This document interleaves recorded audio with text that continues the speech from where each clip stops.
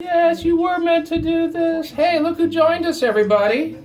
From St. Bridget's Kitchen, Missy Galanis, Kristen Bald, Maeve, you got a wave, wave in there, and Maeve Bald. Business. You're really helping to create our vibrant community that we all call home. Bum ba dum bum bum bum ba bum bum. Boo ba doo.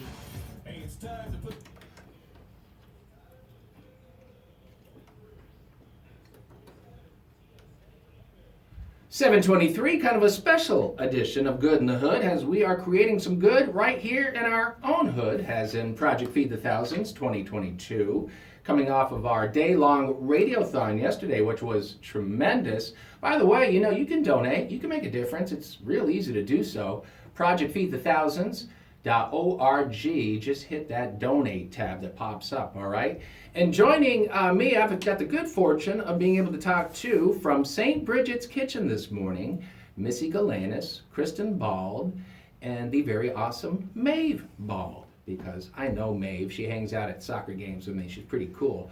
And we'll talk to Maeve in just a bit. But let's say good morning to Missy Galanis and Kristen Bald. Good morning, Missy. Morning, Ian. How are you? Oh, we're wonderful. Thank you for having us. Well, thank you for stopping by, and thanks for all that you do. I mean, I can't even begin to thank you folks for the tremendous, I won't say work, because it is a labor of love. It is a labor of love. We love it down there at Bridget's. Absolutely. And this is our 40th year that we've been serving a hot meal, and we are doing it 4 days a week, and we're up to about 200 meals a day now.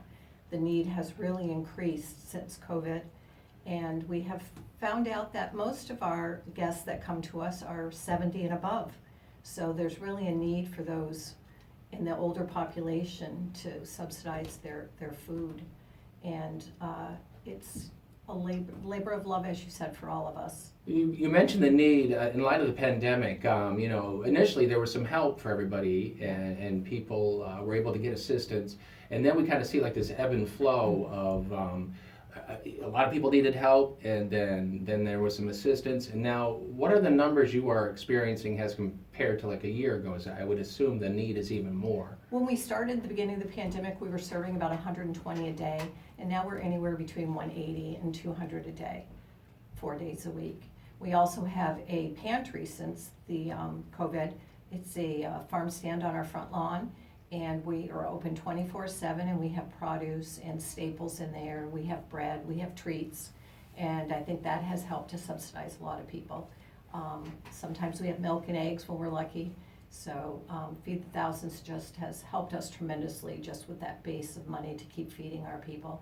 And Kristen, you are on the leadership committee. Tell us some of the things that you folks do, and obviously there's a lot going on, especially as we approach Christmas and the holidays. Tell us about some of the things you folks do. Sure. Get right on there so we can all hear. Our leadership committee meets almost weekly, and we're always trying to use whatever we can to benefit the community. I think it's really important that we might not see the need in our community as you walk through town, but there really is a great need. And I also think it's really important to have different community members at our leadership so that we can kind of share the wealth and really get everybody involved.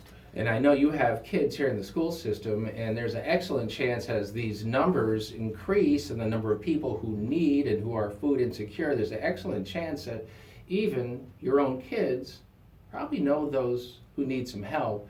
But as we know, it's, nobody wants to put their hand up and say, I need that help. Mm-hmm. Obviously, there's an excellent chance your kids will probably go to school with those that are food insecure. Yes, and they actually have been able to see for themselves what it's like to be serving food to somebody that they knew in a classroom in their school. And it's also helped us to work with some of the social workers in the school to really make sure during the holidays that the kids are provided with what they need. So it's been a nice collaboration with having youth involved in St. Bridget's Kitchen. And Missy, we know that this situation it's more than just a holiday. It's not a seasonal thing. As we know, we create awareness this time of the year, but it's a 12-month a year situation. I know you can speak to that, obviously, at St. Bridget's. And we're there every week. We don't take a vacation, and we don't miss a day, and we have over 100 volunteers that are there on a regular basis that we deliver meals.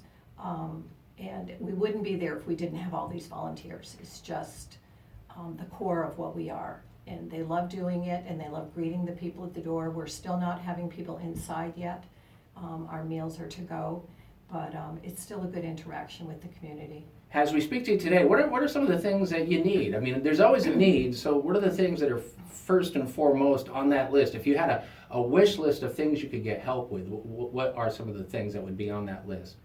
We really just need the money to keep going to buy good food.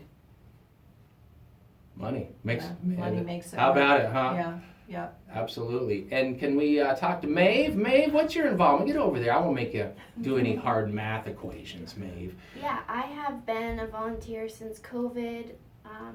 I was remote during that school year, and we would go every Wednesday to help out, and I really got to see the need of our community and how many people really needed help. Do you think, can I ask how old you are?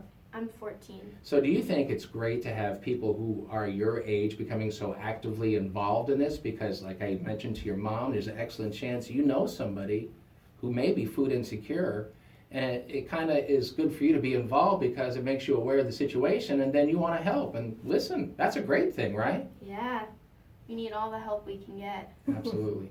Missy, come back over here for a sec. And going forward, Project Feed the Thousands, we hope assists you folks at St. Bridget's Kitchen. And obviously that need is 24/7, 365 days a year. They have helped us tremendously, Feed the Thousands. When people give to them, they're giving to all the groups in town, and we wouldn't probably keep going if we didn't have that assistance. And are you always accepting volunteers if somebody wants to help? Oh, anytime. We always put it up on our Facebook. If you want to do a day, an hour, we'll take you for whatever you want to give. And that's where we can find you, is on Facebook. Are there any We're other? on Facebook, and we have a website, or just stop in. Okay, When you see cars there, we're there. Sure, what's the website address? We'll find out. And I'll put it out there for you, right? I'll put it on a Okay. post. And obviously they can find you on Facebook, St. Bridget's just Kitchen. St. Bridget's Kitchen and Absolutely. Pantry. Absolutely. Missy Galanis, thank you for all you do. Thank you. I have a feeling we'll see you maybe again prior to the end of the holiday. Maybe. Hope so, definitely. And Kristen and Maeve, thank you for stopping by, Thank you you. two. All right, say hi to that brother of yours for me, Maeve. All right? All right, Missy Galanis, Kristen Bald, Maeve Bald from St. Bridget's Kitchen here at WTSA at 7:30. And scene.